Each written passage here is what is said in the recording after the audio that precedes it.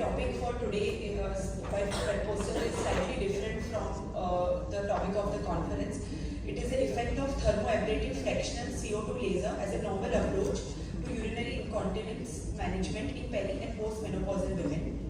We know that stress urinary incontinence is almost common in 40 to 84% of the patients. It is the most common type of incontinence. It is basically the involuntary leakage of urine when the intra-abdominal pressure rises due to various risk factors, but mainly peri-D being a very significant risk factor of SUI occurring particularly in the peri and postmenopausal age group. Whatever is the etiology of SUI, whether it is urethral hypermobility or intrinsic sphincter deficiency, the pelvic floor dysfunction is fundamental to both. That is the pelvic support mechanism.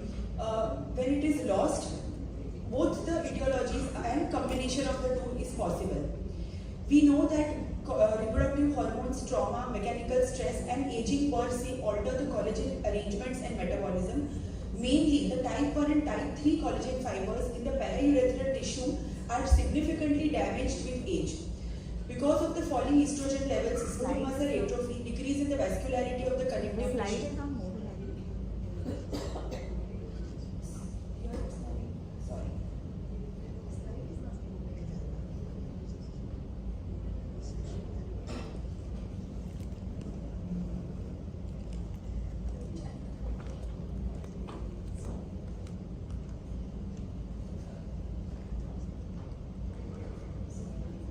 So because of the falling estrogen levels as the woman ages, there is smooth muscle atrophy, decrease in the vascular connective tissue and the mucosal epithelium in the periurethral tissues becomes highly fragile.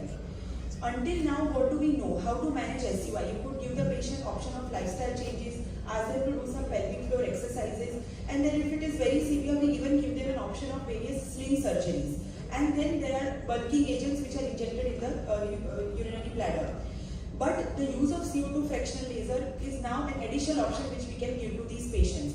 Basically, it works in two ways. It is a combination of ablation and thermal effect. The ablation helps to contract and remove the epidermal dyschronia, and the vaporization shrinks the damaged tissue. So basically, it creates an injury into the tissues, and then when it auto heals is when the shrinkage of the collagen fibers occur. It is actually a pixelated laser, so there are only intermediate columns of thermal damage with relatively normal tissue in between these columns of thermal damage. So this renders it relatively safe and a lot of heat is not given to one part of the tissue. So what we did was we took 120 patients from July 2017 to April 2022. These were between 45 to 65 years of age and only having mild to moderate SUI grade 1 and grade 2 according to the Sandvik score. We ruled out infection and also took a pap smear. We demonstrated a positive cuff stress test during our examination. During examination, even POCU classification was done. Patients who had complicated SUI, patients with any unknown vaginal bleeding, active HPV, any infection, ongoing pregnancy, these were all excluded from our study. Then no local anesthesia was given, patient was given lithotomy position, aseptic precautions were maintained and a single-use hygienic probe was used which was lubricated with oil, and then it was introduced into the vagina with a set protocol. The machine used was a CO2 fractional laser which operates at 10,600 nanometers. We even gave them questionnaires, that is mainly the IC-IQI questionnaires, which is a gold standard for documenting the various symptoms of SUI before starting the therapy, and then again ask them to fill it after 3 months. Similarly, the urogenital distress inventory is another questionnaire which records the subjective response of the patient before and after the 3 months of the therapy. Data was collected and then it was analyzed. We did 3 sessions for each patient at 1 month interval. Each session lasted for 15 minutes. During each session, we did 3 passes of this laser. It was given at 1 centimeter beyond mid-urethra, at the mid-urethra, and 1 centimeter proximal to the mid-urethra. Energy was kept between 60 to 110 millijoules depending on the tolerance of the patient. Normally when we give the therapy, patient experiences some sense of warmth, but it is quite comfortable, it doesn't cause them burn. But if they are able to tolerate more, we can further increase the number of millijoules. The more millijoules we increase, the more number of pixels are formed in the laser. No adverse effects were observed. Patients experienced a sensation of warmth, and some reported a slight increase in vaginal discharge for the next few days, which disappeared after 2 to 3 days. As far as our results are concerned, most of the patients were between age group of 45 to 65. The average was 48. Significant etiology is that 76% had vaginal delivery, and they were suffering from this problem. So this is very important, that vaginal delivery is also an etiology of patients having leakage of urine in the postmenopausal age group. Even 35% of the patients had instrumental delivery. All the patients, 42% were menopausal, 44% of the patients in perimenopause, and 14% of the patients were in the reproductive age group. So these are the young patients who come to us before the age of 38 or 39, and they are still actively bleeding, but because of some prolonged labor or a malapplied forceps or not resorting to good pelvic exercises immediately after delivery, they are suffering from vaginal laxity and urinary leakage. If this urogenital distress inventory scoring was compared before and after the therapy, there was a statistically significant improvement in the subjective feeling of the patient as evident from this inventory. A few patients were also wearing pads to prevent the leakage. So we had 4 patients who were using at least 2 pads per day. They were leaking that much. 43 patients even had a complaint of nocturia. 39 patients had urinary urgency, and few patients just complained of general urethral discomfort. So this was the patient profile before we started and enrolled them. The ICIQF short form questionnaire also showed improvement in the scores before and after the treatment. So the discussion is basically this therapy tells us one thing, that there is definitely an improvement and there is maintenance of the improvement. That is, after 3 months also none of the patients are telling us that we couldn't benefit from it.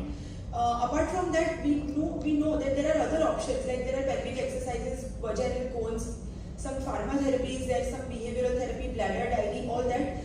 But all these things definitely require a lot of motivation from the patient. If it is not done, it will not benefit the patients. So there is a high dropout rate from all these already established treatments. Now patients want treatment in which is faster, which don't need them to work very hard, or which they want to continue over time. Pharmacologically, we know that a lot of trials are there that evaluate efficacy of treatments like duloxetine, and that has improved the quality of life. But there is a lot of side effects because these are again drugs. Similarly, stimulation of bladder neck and urethral alpha-adrenergic receptors also show a reduction in incontinence, but then side effects have been reported in up to 5 to 33% of the patients. Again, there are surgical options like TOT that also are very essential, and you have to do it in certain patients. But the 5-year cure rate with minimal complication was about 84%. But what about the patients who will not agree to do TOT? So now the trend is to go towards lesser and lesser invasive treatment modalities, especially for such a sensitive area. Till now we know that there are very few studies or evidence to evaluate such a therapy in SUI patients.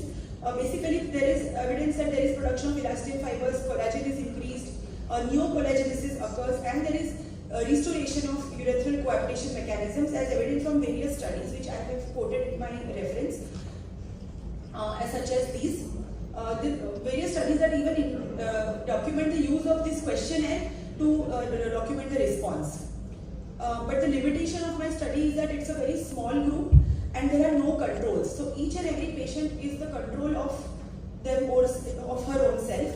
Clinically, a stress leakage test may also be due to a rotational descent of the urethra in the vagina, and it does not rule out the overactive bladders, that is, the detrusor muscle is hyperactive.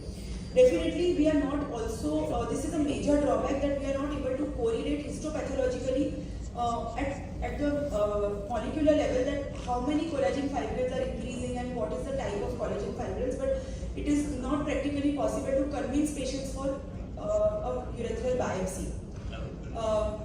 But we know that also the duration of follow-up is only 3 months.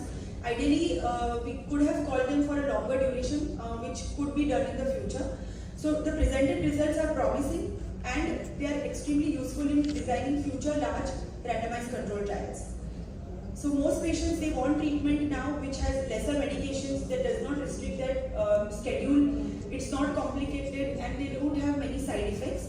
So this definitely ticks all these parameters, and most importantly it has paved way for aesthetic gynecology in which all the intimacy problems such as SUI are now being addressed and we have at least an answer for our patients. These are my references. Thank you.